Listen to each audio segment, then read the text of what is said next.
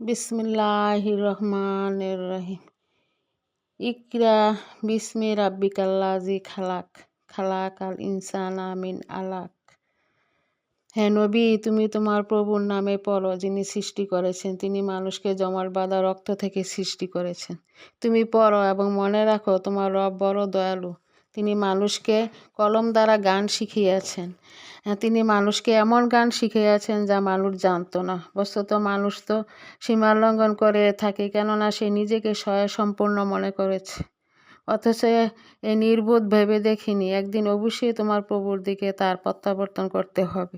তুমি ওই লোকটির আচরণ লক্ষ্য করে দেখেছ যে বাধা দেয় এক বান্দাকে যখন সে নামাজ আদায় করে? তুমি কি মনে করো যদি সেই বান্দা সঠিক পথের উপর অবিচল থাকে, অথবা সে যদি অন্যদের আল্লাহ ভীতির আদেশ দেয়?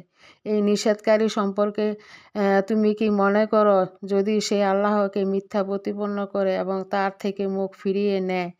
এ বাধাদানকারী লোকটি কি জানে না যে আল্লাহ তার সব কিছুই দেখেন?